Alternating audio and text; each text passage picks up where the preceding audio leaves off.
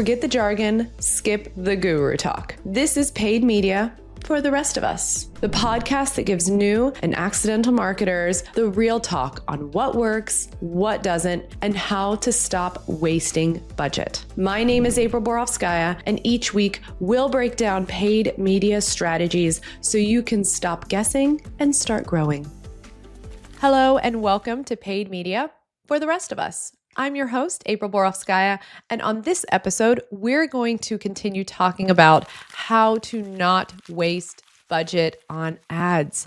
Last week, we talked about the importance of conversion tracking and how not having that set up, not integrating Google Analytics can be a major detriment to your campaign from the onset.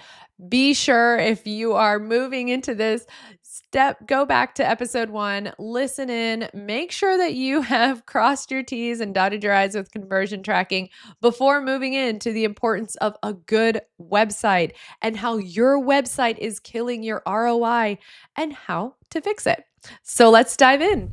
Number 1, where should your landing page or your website be living? A lot of people ask this question. We have had clients come from hosting those websites on things as simple as Wix and Squarespace to WordPress, which we love and appreciate very much, and everything from a super highly coded gargantuan website machine. And I will be very honest, my favorite is going to be the middle of the pack, the WordPress website with those plugins. Wix and Squarespace and some of those DIY tools, they're so great for small businesses. And I've been there. I know why you want to start there with your small business.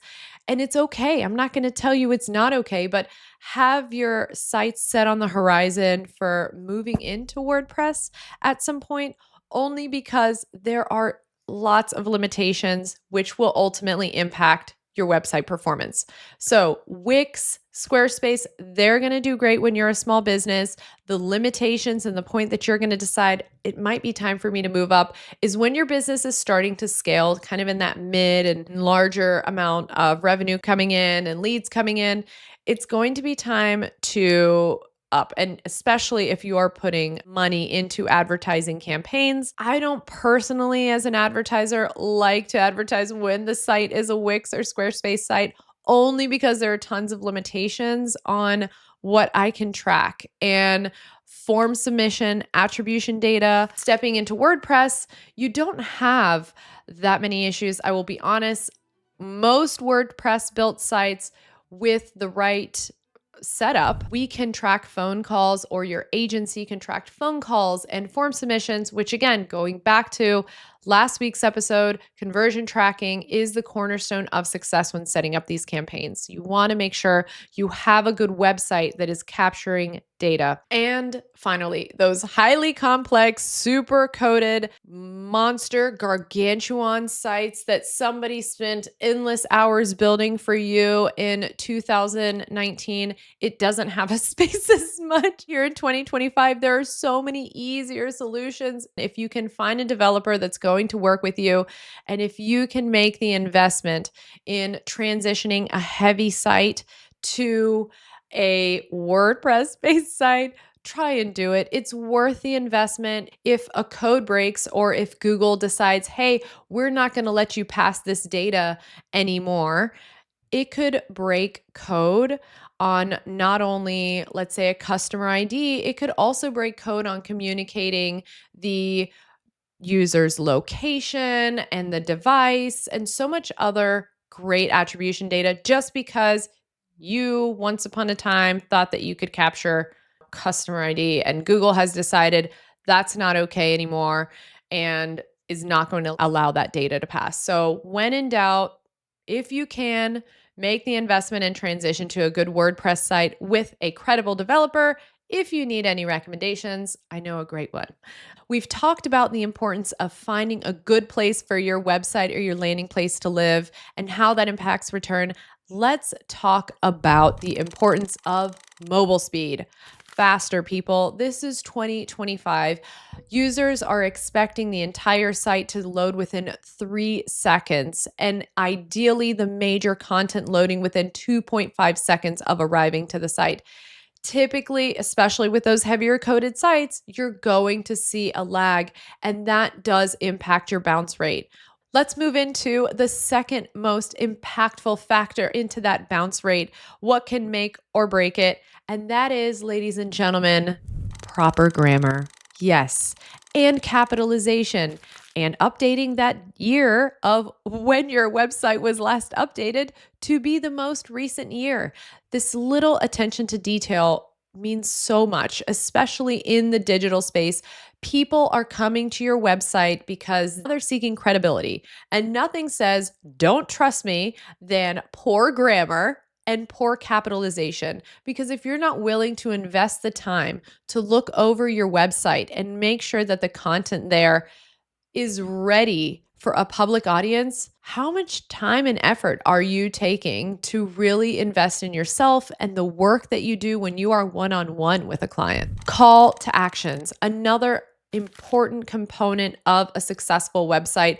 Does your website in both mobile view and in website view contain a call to action like book now, shop now, call us, whatever that might be, in a location that is not only staring you in a color contrasted way, but also in a position that is large enough to really capture somebody's attention? We like being told what to do as users. We don't want to guess.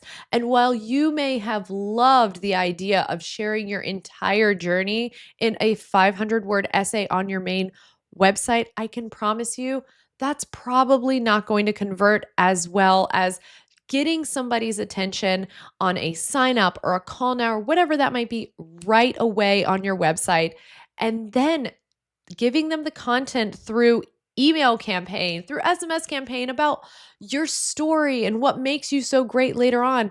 But especially when you are going after paid traffic, the majority of these leads are impulsive.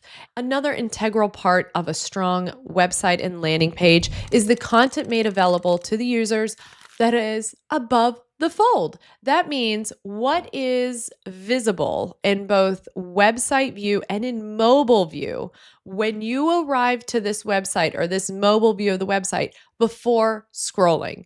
What should be there is a strong call to action and really high intensity, captivating 5 to 6 words that are going to translate and convey what it is you are offering as a service or as a product to your audience. Hopefully, this episode has given you a couple ways to identify whether your website is killing your ROI and some tips and tricks to help optimize whether you're using one of those tools, whether you have an agency, what audiences are really looking for. And those audiences are looking for speed of website load. They are looking for proper messaging, proper grammar, proper capitalization.